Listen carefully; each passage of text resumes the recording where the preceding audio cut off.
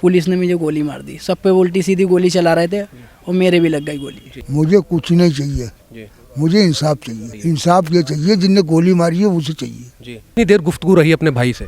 भाई से ऐसे ही 2-1 मिनट गुफ्तगू रही जो बातें, फिर उसके बाद कलमा पढ़ने लगा वो। हाँ, दबाव दिया उन्होंने, मतलब ऐसा मैं खुद घर भी न सोया, ये भी न सोया। वो करवाई थी FIR, उसमें ये लिखवाया था कि पुलिस और पब्लिक के दरमियान फायरिंग हुई और मेरे भाई की गोली लगी।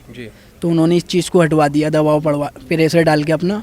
मुआवजा नहीं चाहते हम ये चाहते हैं बस गुनहगार को सज़ा मिलनी चाहिए। फिर हमें हटाना पड़ा क्योंकि दबाव डाल रहे थे, घर पे प्रेशर डाल रहे थे हमारे ऊपर वो कि उठा लेंगे, तुम्हें भारी पड़ जाएगी।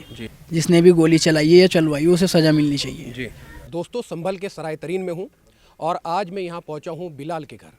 जैसा कि आप जानते हैं कि परसों जो कुछ हंगामा संभल में हुआ है, जो पथराव हुआ, उसमें एक बिलाल भी ऐसा शख्स था जिसकी 22 साल उम्र थी और वो वहाँ शहीद हो गया। मेरे साथ उनके परिवार के उनके भाई मौजूद हैं और उनके वालिद साहब मौजूद हैं। जानने की कोशिश करेंगे क्या कुछ वहाँ हो रहा था और आखिर वहाँ बिलाल क्या कर रहा था। क्या नाम है साहब का? मोहम्मद सलमान। सलमान भाई, बिलाल क्या करने गए थे वहाँ पर? दुकान पर गए थे वो। किस चीज़ की दुकान है?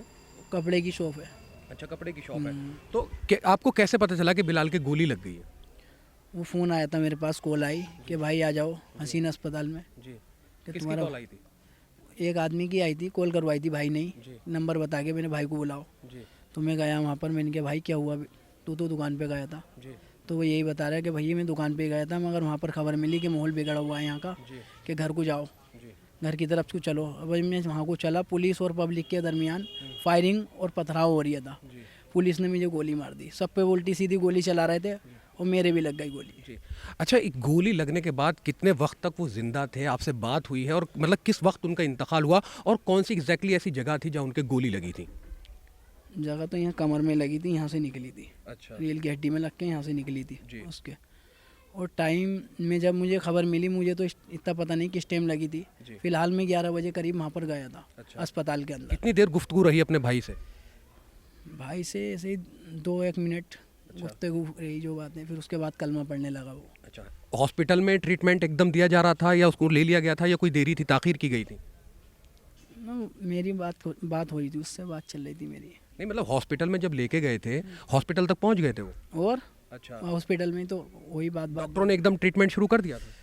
ट्रीटमेंट कुछ ना कर रहे थे वो, बस ये रेफ़र कर दिया। फिर उन्होंने बोले जाओ, यहाँ से ले जाओ मुरादाबाद को। अच्छा। हाँ, मेरा भाई सही था, जो बातें मुरादाबाद तक लेकर गया तो उसकी डेथ हो गई। अच्छा, डेथ हो गई, मुरादाबाद जाने तक डेथ हो गई। अब जो सिनेरियो चल रहा है फिलहाल, हम अभी देख रहे हैं कि संभल में वैसे तो शांति है लेकिन कहीं ना कहीं मायूसी है पूरे शहर में। तो क्या प्रशासन का किसी तरह का कोई आप पर दबाव तो नहीं है? नहीं, अभी तो पहले था दबाव, जो मैंने वो करवाई थी FIR, उसमें ये लिखवाया था कि पुलिस और पब्लिक के दरमियान फायरिंग हुई और मेरे भाई की गोली लगी। तो उन्होंने इस चीज़ को हटवा दिया, दबाव पड़वा प्रेशर डाल के अपना। इस चीज़ पुलिस का नाम निकलवा दिया। पुलिस का नाम निकलवा दिया? हाँ। अच्छा। फिर हमें हटाना पड़ा क्योंकि दबाव डाल रहे थे, घर पे प्रेशर डाल रहे थे हमारे ऊपर वो कि उठा लेंगे, तुम्हें भारी पड़ जाएगी। ये यूँ, इसलिए जो हमने वो ख़त्म करवा दिया।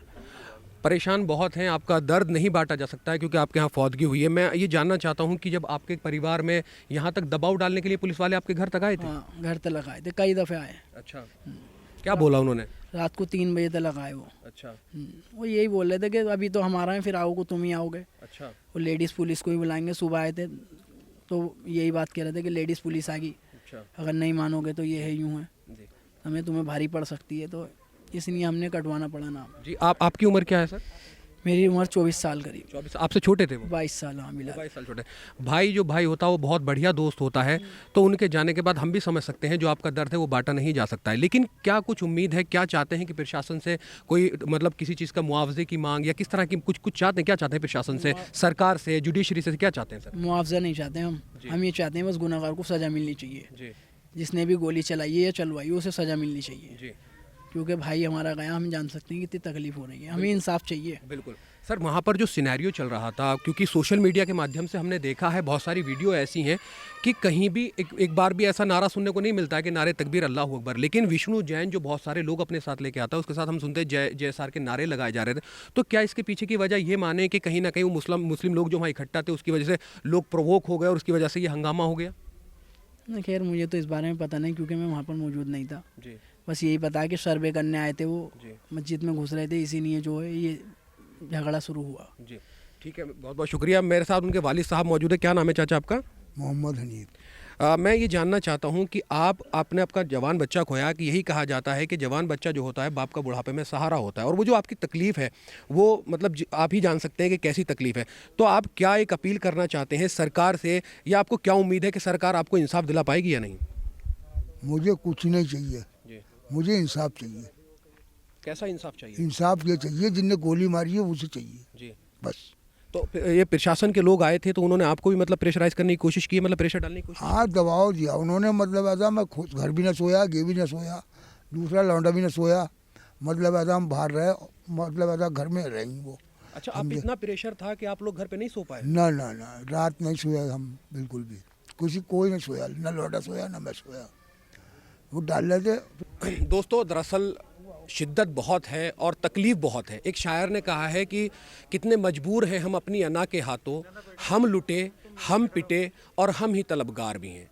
एक बाप जिसने अपना बच्चा खोया है, प्रशासन उस पर उस लेवल का प्रेशर बनाने की कोशिश कर रहा है कि अपने घर में फौतगी होने के बावजूद वो अपने घर में नहीं सो पाए। उन्होंने बताया कि ना मेरा बच्चा मौजूद था घर पे, ना मैं मौजूद था, तो कहीं ना कहीं प्रेशर बनाया जा रहा था। और पूरी जो इन्होंने एक तहरीर दी थी उसमें ये कहा कि पुलिस वर्सेस जो जनता के बीच पथराव हो रहा था उसमें हमारे भाई को और हमारे बेटे को गोली लगी है। तो पुलिस ने उन पर प्रेशर बनाने की कोशिश की कि आप ये पुलिस वाला जो सीन है इसमें से निकाल दें।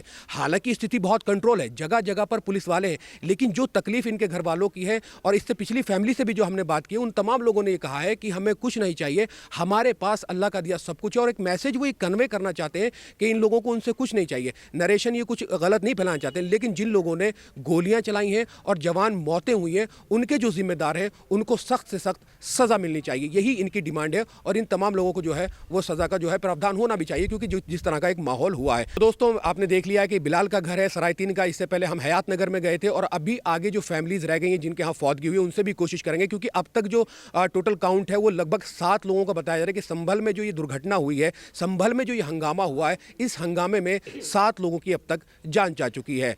कैमरा पर्सन तमन्ने के साथ मैं मजहर खान, मिल्लत टाइम्स, संभल। मिल्लत टाइम्स को जारी रखने और मजबूत बनाने के लिए हमारी आर्थिक सहायता कीजिए। ये एक आजाद मीडिया हाउस और कमजोरों की आवाज है।